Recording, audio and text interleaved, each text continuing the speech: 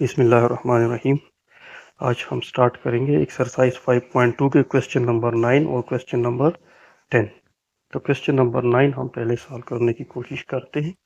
Question number 9 हमारे पास given है 16 m power 4 plus 4m square n square plus n power 4। तो पहले हम क्वेश्चन को लिख देते हैं। 16m power 4 plus 4m square n square plus n power 4। इसको हमने करना है फैक्टराइजेशन इसकी हम पहले बता चुके हैं। इस टाइप के क्वेश्चन की हम लोग फैक्टराइजेशन करते हैं कंप्लीटिंग स्क्वायर मेथड से। इसको हम एक इनकम्प्लीट स्क्वायर होता है, इसको हमने कंप्लीट करना होता है। स्क्वायर मतलब फार्मूला, और फार्मूला कौन सा, a plus B whole square वाला। तो अब इसकी हम लोग फैक्टराइजेशन करने की कोशिश करते हैं।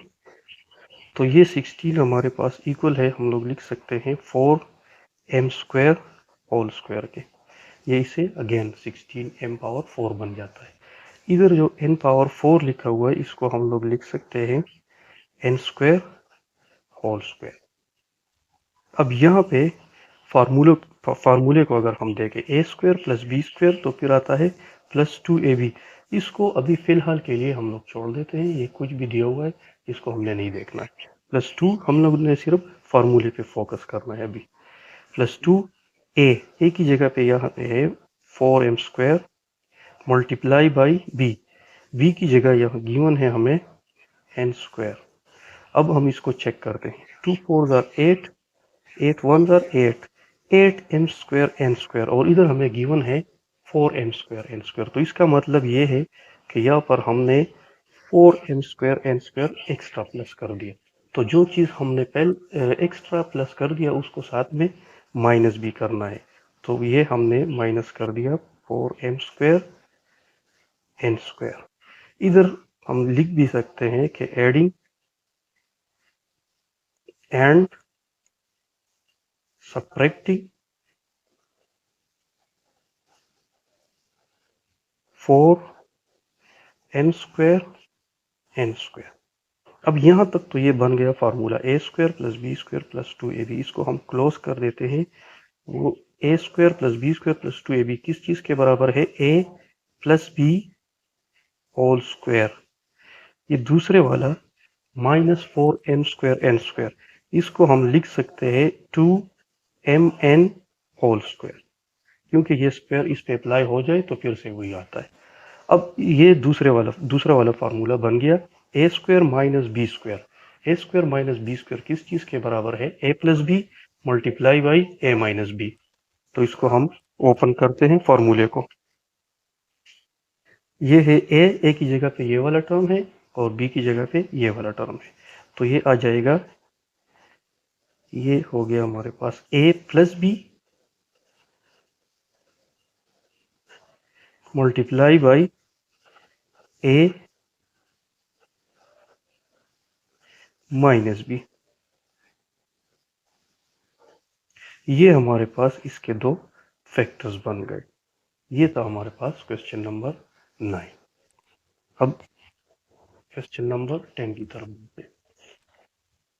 क्वेश्चन नंबर 10 क्या है हमारे पास, वो है 4 power x 4 into X power 5 into Y plus 11 X cube Y cube plus 9 X Y 5। इसको हम पहले लिख देते हैं x5 y plus 11 X cube Y cube plus 9 X Y 5। इसको अगर हम देखें तो ये हम डायरेक्ट फार्मूले से नहीं कर सकते। इसके लिए हमें करना पड़ेगा, सबसे पहले हम देखेंगे इसमें कोई टर्म तो कॉमन नहीं है। तो अगर इसको हम देखें तो यहाँ भी x है, इधर भी x है, लास्ट वाले में भी x है। इसी तरह अगर हम दूसरे टर्म को देखें y को, तो इधर भी y गिवन है, इधर भी y है और इधर भी y है।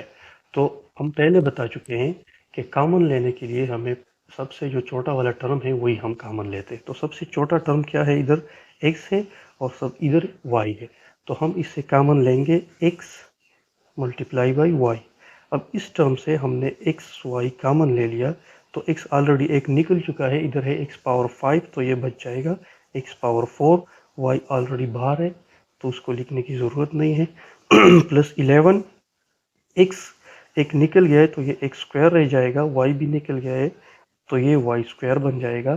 प्लस 9, x ऑलरेडी बाहर है, y पावर 5, तो y एक निकल चुका है तो ये y पावर 4 बच जाएगा। अब ये पहले वाला जो एक्स वाई है इसको हम ऐसा ही छोड़ देते हैं। इसको हम देखते हैं, ये है 4x4, तो इसको हम लिख सकते हैं 2x स्क्वायर होल स्क्वायर। ये लास्ट वाले टर्म को अगर हम देखें तो इसको हम लिख सकते हैं 3y स्क्वायर होल स्क्वायर।